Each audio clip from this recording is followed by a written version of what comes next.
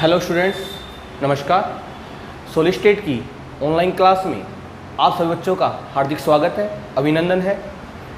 अब जो ये सिलसिला चल रहा है सॉलिड स्टेट का, आज वो सिलसिला समाप्त हो जाएगा। आज हमारा सॉलिड स्टेट का लास्ट लेक्चर है। इसके बाद सॉलिड स्टेट की कोई क्लास नहीं होगी। एक बात जानकारी के लिए आपको बता दूं, और मैंने आपसे कहा भी था पिछले वाले लेक्चर में कि सॉलिड स्टेट का जो ये लास्ट टॉपिक है, विद्युत गुण और चुंबकीय गुण, ये सीबीएसई के सिलेबस में से हटा दिए गए हैं। जब आरबीएसई की गाइडलाइन आएगी तो मैं आपको बता दूंगा कि अपने आरबीएसई बोर्ड में ये है या नहीं। लेकिन जब तक आपको इनको पढ़ के तैयार रखना है। अगर होंगे आपके लिए फ़ायदा है, और नहीं होंगे तो आपको नॉलेज मिल जाएगी। क्योंकि ये टॉपिक आपके फिर आएगा फिजिक्स में, जब पढ़ोगे आप ट्रांजिस्टर, वहाँ पे आएगा ये पूरा टॉपिक। तो बिना बात किए अपना जो लास्ट लेक्चर आज सॉलिड स्टेट का, उसको स्टार्ट करते हैं। हम जो बात कर रहे थे वो बात कर रहे थे ठोसों के गुणों की। ठोसों के हमने दो गुण बताए थे, एक तो ठोसों का विद्युतीय गुण और एक बताया था ठोसों का चुंबकीय गुण। विद्युतीय गुण के आधार पर हमने ठोसों को तीन भागों में बांटा था, चालक, अचालक और अर्धचालक। फिर हमने अर्धचालक के भी दो भाग बताए थे, एक तो शुद्ध अर्धचालक और एक बताया था अपद्रव्य अर्धचालक। फिर हमने अपद्रव्य अर्धचालक को भी दो भागों में बांटा था, एक तो एन प्रकार के अर्धचालक और एक पी प्रकार के अर्धचालक। हमने कहा था जो एन प्रकार के अर्धचालक होते हैं उसमें ग्रुप 15 की अशुद्धि मिलाई जाती है, और जो पी प्रकार के अर्धचालक होते हैं उसमें ग्रुप 13 की अशुद्धि मिलाई जाती है। और इन अशुद्धि मिलाने से उनमें चालकता क्या हो जाती है, उत्पन्न। और अशुद्धि मिलाने का जो तरीका है वो कहलाता है वह डोपिंग, या हिंदी में जिसे बोलते हैं हम अपमिश्रण। ये बात मैं कर चुका था। फिर हम बात कर रहे थे चुंबकीय गुणों की, और मैंने कहा था किसी भी ठोस में जो चुंबकीय गुण है इलेक्ट्रॉनों की दो गति के कारण उत्पन्न हो सकते हैं। या तो वो ऑर्बिटल के चारों रोटेशन करे, उसे बोलते हैं हम कक्षीय गति, या अपनी अक्ष पर रोटेशन करे, उसे बोलते हैं अक्षीय गति या स्पिन रोटेशन। और मैंने आपसे ये भी कहा था अगर किसी पदार्थ में अगर अनुचुंबकीय गुण है तो शायद उसमें अयुग्मित इलेक्ट्रॉन होंगे। क्योंकि मैंने आपसे कहा था अयुग्मित इलेक्ट्रॉन, चुंबकीय गुण और रंग। सुना ध्यान से, जब आपके पास चैप्टर आएगा उप सहसंयोजक रसायन यानी कोऑर्डिनेशन केमिस्ट्री, तो वहाँ मैं इसकी चर्चा करूँगा कि जो आपका अनपेयर्ड इलेक्ट्रॉन है, यानी जो अयुग्मित इलेक्ट्रॉन है, जो आपका अयुग्मित इलेक्ट्रॉन है वो रंग के लिए और चुंबकीय गुण दोनों के लिए जिम्मेदार होता है। यानी किसी के पास अगर अयुग्मित इलेक्ट्रॉन नहीं है तो ना तो उसमें आप रंग की व्याख्या कर सकते हो और ना ही उसमें आप चुंबकीय गुणों की व्याख्या कर सकते हो। और चुंबकीय गुणों के आधार पर हमने ठोसों को 5 भागों में बताया था। एक तो प्रतिचुंबकीय जिसे बोलते हैं इंग्लिश में डायामैग्नेटिक, एक अनुचुंबकीय जिसे बोलते हैं पैरामैग्नेटिक, एक लोह चुंबकीय जिसे बोलते हैं फेरोमैग्नेटिक, एक प्रतिलोह चुंबकीय जिसे बोलते हैं एंटी फेरोमैग्नेटिक, और एक लास्ट बताया था लघु लोह चुंबकीय, उसे बोलते हैं फेरी मैग्नेटिक। ये मैंने बात की थी। उसमें मैंने जो पहले बात की थी वो बात की थी डायामैग्नेटिक। मैंने कहा था अगर आपके पास कोई ठोस है, अगर आप उसको चुंबक के बीच रखते हो और वो चुंबक को रिपल करता है यानी उसे प्रतिकर्षित करता है, तो उसे बोलेंगे प्रतिचुंबकीय। और ऐसा वो क्यों कर रहा है? क्योंकि उसके अंदर कैसे इलेक्ट्रॉन होते हैं, युग्मित। यानी एक इलेक्ट्रॉन जितना दिखाएगा दूसरा इलेक्ट्रॉन उसके प्रभाव को निरस्त कर देगा, तो चुंबकीय आघूर्ण का मान 0 हो जाएगा और हम कह देंगे बताओ क्या होंगे, प्रतिचुंबकीय। उसके एग्जाम्पल लिए थे मैंने आप, और बाकी के जो एग्जाम्पल है वो आपको नोट्स में मिल जाएंगे। दूसरी मैंने बात की थी अनुचुंबकीय की। सुना बात ध्यान से, अनुचुंबकीय क्या होंगे? जब आप उसको चुंबक के बीच में रखोगे तो अट्रैक्ट तो होंगे। सुना बात ध्यान से, हमने जब अनुचुंबकीय की बात की थी, अनुचुंबकीय की, तो हमने कहा था कि एक तो नॉर्थ पोल है ये, और ये साउथ पोल है, उत्तर और दक्षिण, और इसके बीच में आपने वो धातु का टुकड़ा रख दिया, तो ये अट्रैक्ट तो करेगा, इसको अट्रैक्ट तो करेगा। लेकिन ये जो अट्रैक्शन है, ये जो अट्रैक्शन हो रहा है यहाँ पे, यानी यहाँ पे जो ये आकर्षण बल है वो किसकी वजह से है भाई? अनपेयर्ड इलेक्ट्रॉनों की वजह से, अयुग्मित इलेक्ट्रॉनों की वजह से। तो मैं कहूँगा जब आप इस सॉलिड को इस दोनों ध्रुवों के बीच रखोगे तो ये इसको आकर्षित तो करेगा लेकिन दुर्बल रूप से, यानी जो अट्रैक्शन होगा वो वीक अट्रैक्शन होगा, दुर्बल आकर्षण। कौन सा आकर्षण होगा ये? दुर्बल आकर्षण। आप कहोगे सर दुर्बल आकर्षण का मतलब क्या है? दुर्बल आकर्षण का मतलब ये है कि जैसे आपने उस सॉलिड को उन दोनों चुंबक के बीच में रखा तो वो उस समय तक तो आकर्षित होगा, लेकिन जैसे ही आपने चुंबक को थोड़ा दूर दूर लिया तो उसका जो आकर्षण है वो समाप्त हो जाएगा, यानी अब वो चुंबकीय व्यवहार प्रदर्शित नहीं करेगा। यानी चुंबक को रखने पर तो उनमें चुंबकीय गुण है, लेकिन चुंबक को जैसे आप दूर लेके जाओगे तो उनका चुंबकत्व जो है वो क्या हो जाएगा, समाप्त। उनको बोलते हैं अपन अनुचुंबकीय।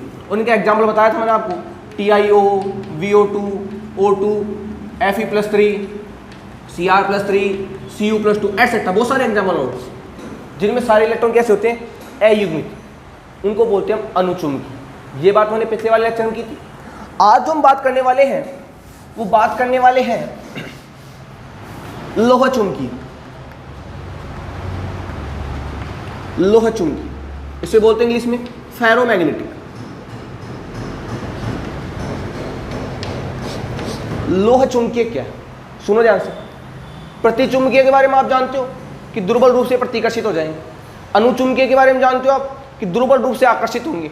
चुंबक रखोगे तो आकर्षण होगा, चुंबक को जैसे हटाया उनका आकर्षण बल क्या हो जाएगा, समाप्त। अब बात है कि सर लोह चुंबकीय क्या होते हैं, सुनो ध्यान से। हमको ये आपके सिलेबस में चलता भी नहीं है, फिर भी मैं आपकी जानकारी के लिए बता दूं। जब भी आप इलेक्ट्रॉनों का ऐसा दिखाते हो, ये चक्रण दिखाते हो ना ऐसे, इलेक्ट्रॉन को अपवर्ड या डाउनवर्ड ऐसे दिखाने का जो तरीका है आपका, इनको बोलते हैं डोमेन। इनको क्या बोलते हैं भाई, यानी चक्रण जो दिखाने का तरीका है इनको बोलते हैं डोमेन। इनको हिंदी में क्या बोलते हैं भाई, डोमेन बोलते हैं, डोमेन। बात समझ आ रही है। इलेक्ट्रॉनों को जो दिखाने का तरीका है अपवर्ड डाउनवर्ड, अपवर्ड डाउनवर्ड, इनको बोलते हैं हम डोमेन। यानी डोमेन का क्रम होता है, इसको क्या बोलते हैं हम, डोमेन। ये सोलिड स्टेट की थ्योरी है। सोलिड स्टेट ही कहता है आप जब इलेक्ट्रॉनों की पेयरिंग दिखाते हो तो उनको दिखाने का जो तरीका है वो तरीका कहलाता है भाई डोमेन। क्या कहलाता है भाई, डोमेन। अब सुनो बात ध्यान से, लोह चुंबकीय पदार्थ क्या होंगे, मैं कहूंगा लोह चुंबकीय पदार्थ क्या होते हैं। आपके पास ये नॉर्थ पोल था और ये साउथ पोल था, इसके बीच में आपने कोई मेटल का टुकड़ा डाल दिया, ये धातु मतलब आपने ठोस डाल दिया, तो ये अट्रैक्शन तो होगा। अट्रैक्शन तो अनुचुंबकीय में भी हो रहा था तो लोह चुंबकीय में भी हो रहा है। ये अट्रैक्शन तो होगा, ये अट्रैक्शन तो होगा, लेकिन अट्रैक्शन होगा स्ट्रॉन्ग अट्रैक्शन। यानी मैं कहूंगा यहाँ पे जो आकर्षण होगा वो होगा भाई प्रबल आकर्षण। क्या होगा भाई, प्रबल आकर्षण। मतलब ये जब आप इस ठोस को इन चुंबक के बीच में रखोगे तो उनमें आकर्षण बल उत्पन्न होगा, और अगर आपने चुंबक को हटा भी लिया तो उनमें चुंबकत्व गुण समाप्त नहीं होगा, यानी बाद में भी वो किसकी भांति व्यवहार करेंगे, चुंबक की। उसको बोलते हैं अपन लोह चुंबकीय। उसे क्या बोलते हैं, लोह चुंबकीय। मतलब ये इसका बेस्ट एग्जांपल मैं आपको समझाना चाहता हूँ। कई बार आपने स्कूल टाइम में एक प्रैक्टिकल किया होगा।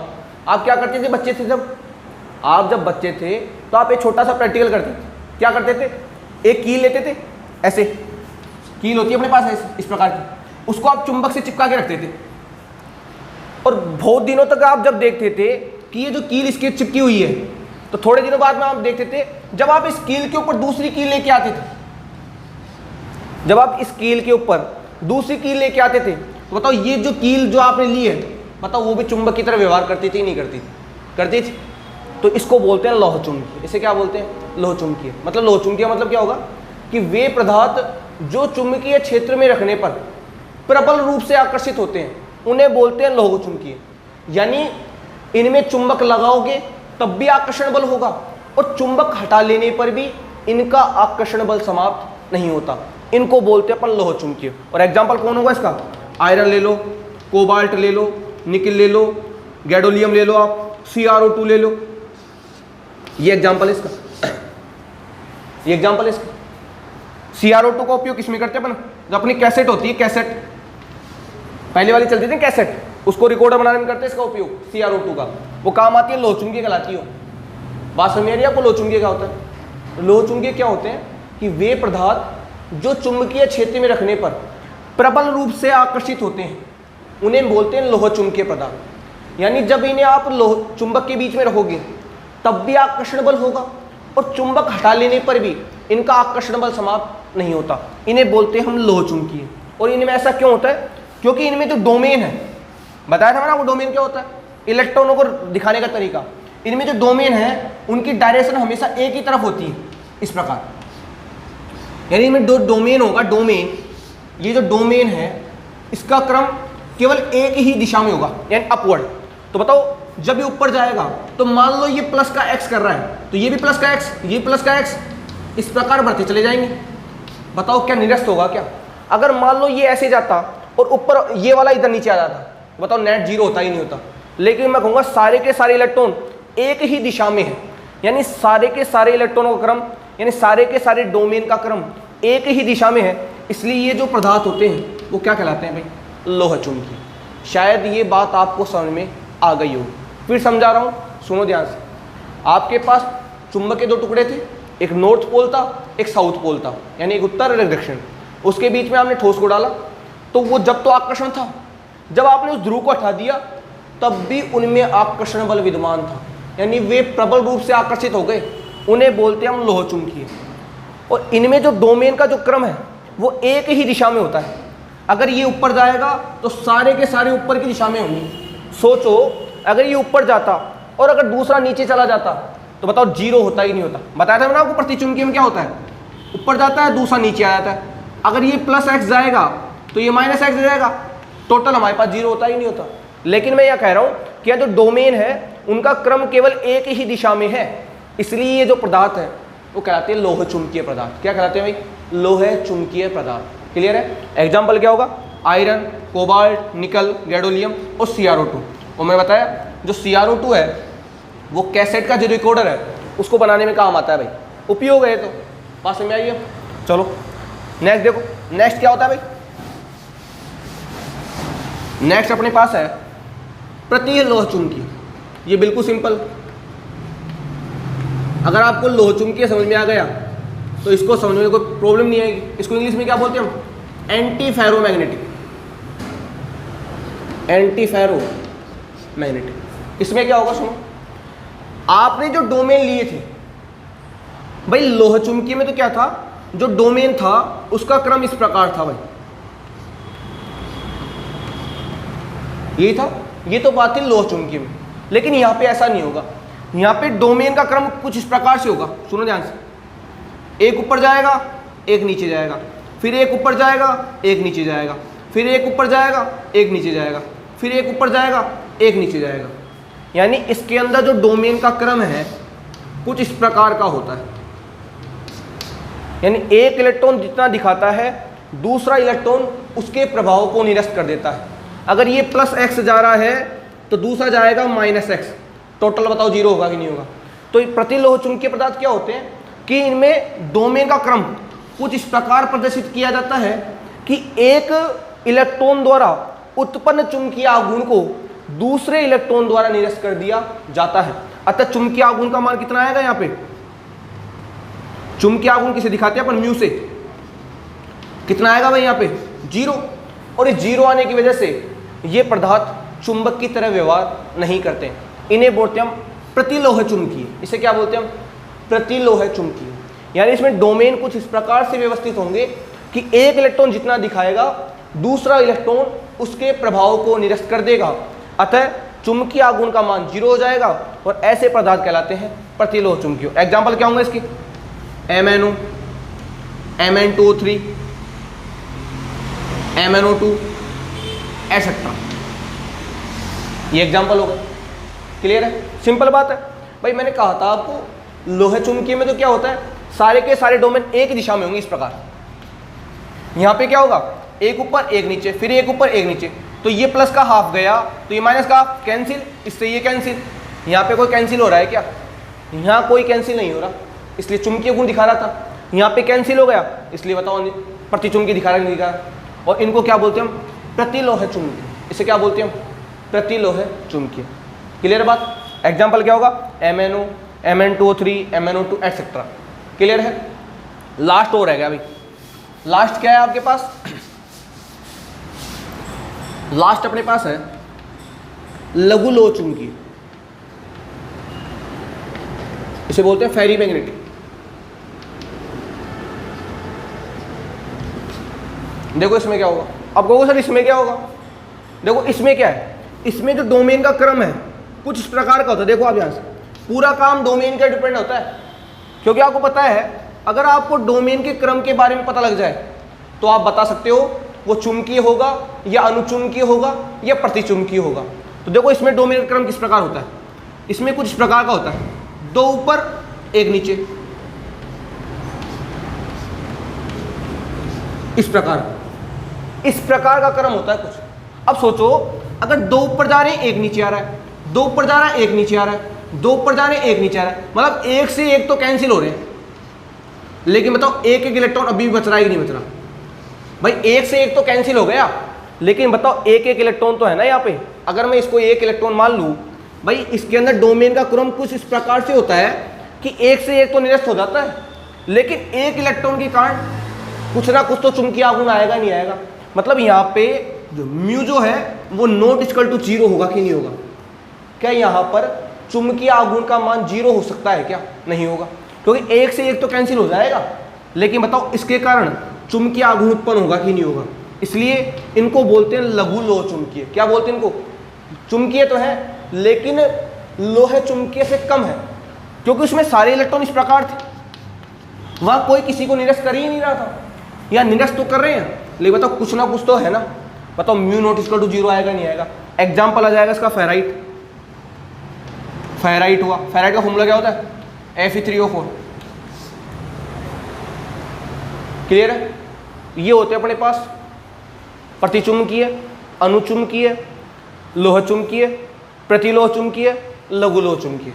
इस प्रकार आपका ये जो सॉलिड स्टेट का लेक्चर है वो हो गया भाई समाप्त। इसके बारे में जितने भी बोर्ड एग्जाम में पूछे जा सकने वाले प्रश्न हैं वो मैं आपको PDF बना के सेंड कर दूंगा, वो आप पढ़ लेना भाई। पूरा सॉलिड स्टेट मैंने आपको डेप्थ के अंदर पढ़ा दिया है। कुछ बातें एडवांस की भी होती है भाई, देखो ये तो मैं कहूँगा बेसिक पार्ट है, कुछ बातें एडवांस की भी होती है, वो अभी आपको जानने की आवश्यकता नहीं है। जब मैं कभी ऑफलाइन क्लास लूँगा तो उनके बारे में डिस्कस करूँगा। लेकिन जहाँ तक मेरा सवाल है, मैंने आपको यही समझाने की कोशिश की है कि सॉलिड स्टेट पूरा समझने वाला चैप्टर है भाई, इसको रटने की आवश्यकता बिल्कुल नहीं है। अगर आपका इसमें इमेजिनेशन पावर यानी इसमें अगर आपकी सोचने की क्षमता अगर अच्छी होगी तो सॉलिड स्टेट का कोई सा भी क्वेश्चन आपसे गलत नहीं होगा, ऐसी मेरी आशा है। क्लियर है? चाहे आप बोर्ड का नहीं, आप कॉम्पिटिशन का भी कोई क्वेश्चन देख लेना, शायद आपसे गड़बड़ होने का चांस नहीं है।